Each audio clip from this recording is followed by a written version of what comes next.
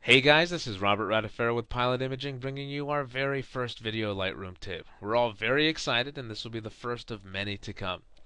Today we're going to go over how to take our photo from Lightroom directly into Photoshop, make our edits, and have that photo appear in our Lightroom catalog. All without having to export our photo from Lightroom, open it up into Photoshop, make our changes, save it, and then re-import it back into Lightroom. The tip I'm going to show you today will allow you to do this in one fell swoop very easily. But before we do that, we have to go over a few preferences. Today I'm working on a PC, and to get to our preferences, we go to Edit and Preferences. On a Mac, you're going to click Lightroom in the menu bar and choose Preferences. Once this window is opened, you want to click the External Editing tab. And here we're just going to go over a few of these options. I have Photoshop CS4 installed on my machine, so you'll see Edit in Adobe Photoshop CS4. Depending on what version of Photoshop you have installed on yours, that's what's going to show up there. We have two different file formats that Lightroom will allow us to export into Photoshop in PSDs and TIFFs. Both of them have their pros and cons personally. I like to use PSDs. The files are a little smaller and they open a little bit quicker. Um, our color space, we could go into a whole other tutorial about color space, but just so you know, I like to use Adobe RGB. That's what I have my camera set to, and I like Lightroom to use the same color space as well. But when I do my final export, I always use sRGB because that's what we like here at the lab, um, to do a best color match. Bit depth, you have two options, 16-bit or 8-bit. 16-bit, you obviously get more color options, so let's use 16-bit. But again, when we do our export, we want to choose 8-bit when we do our export because again, that's what we like at the lab. And for resolution 300, same reasons. That's what we do here at the lab as well. You have an option to have a second editor open up your image as well.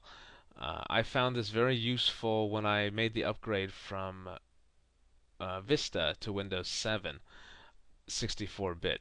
Um, the 64-bit version of Photoshop was amazing, much faster. But unfortunately, some of my actions and plugins that I used with the previous versions of Photoshop did not run on the 64-bit version. But when you do install Photoshop, this version of Photoshop, it does install a 32-bit version as well. So this is actually perfect for that. Let me just quickly show you how to do that. So here on our PC, we click Choose for our application.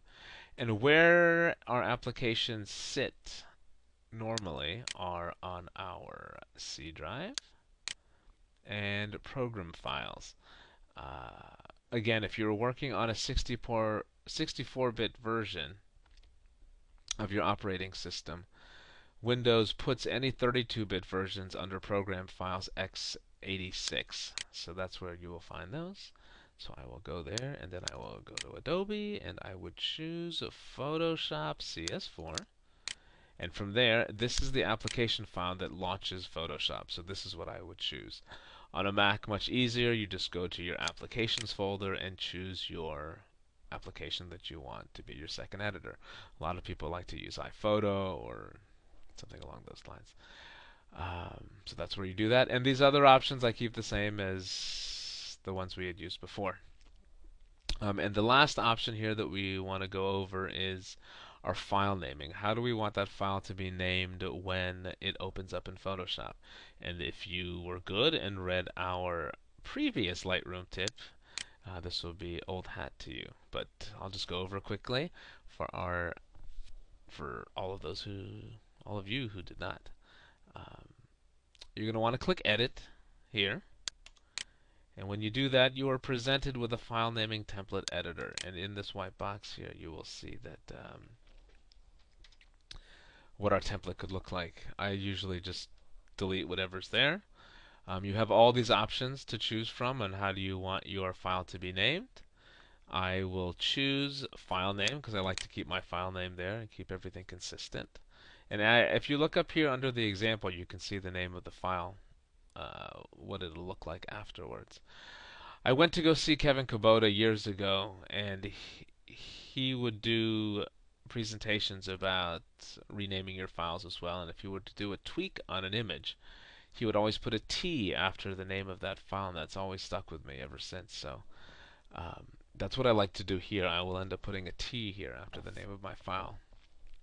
And you will see here in the example it says image underscore 002 t.psd. So that's how it will open. But before you go ahead and click done, you want to save this preset so that it'll forever sit in your preset drop-down menu. So you click the drop-down menu, save current preset as new preset, and here you come up with some very clever name.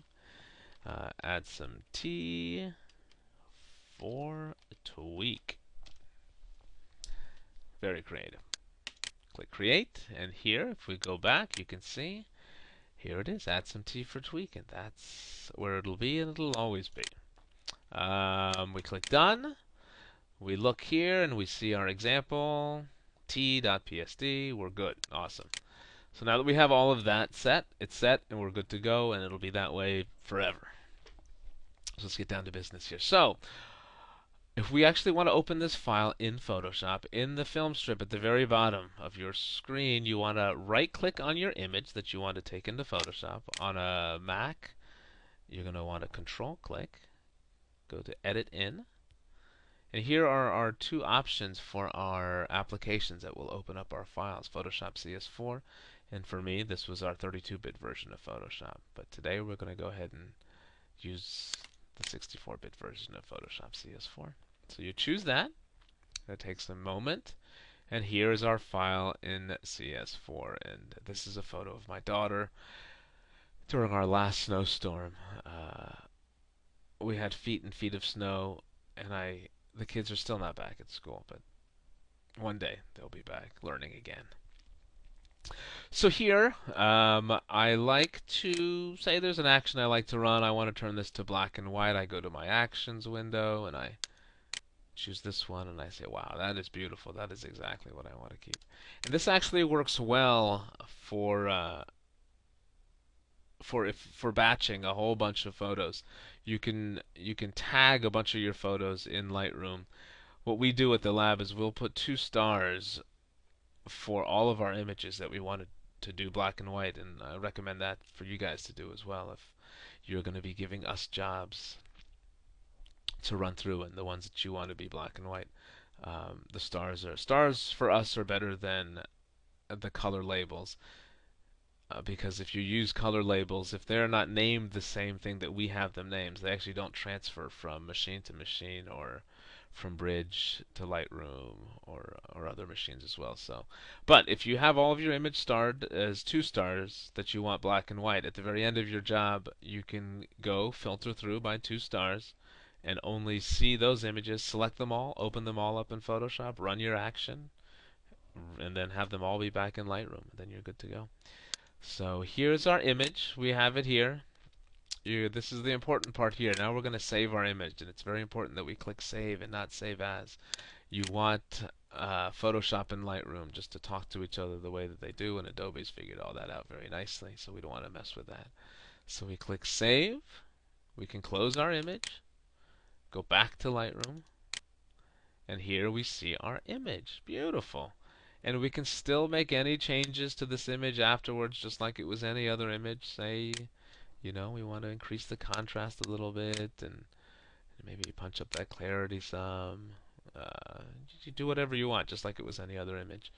And if you look here, there's another quick little shortcut for you. If you hit the I button on your keyboard, you can get your information up here. And here you can see this is our file naming t.psd, and here it is. So it's beautiful. So hopefully this tip was useful to you guys and helpful. As usual, if you have any questions or comments, please do not hesitate to call us, Skype us, email us, or just stop by. We'd love to hang out. Again, it's Robert Radifero with Pilot Imaging. You guys take care. Okay, bye-bye.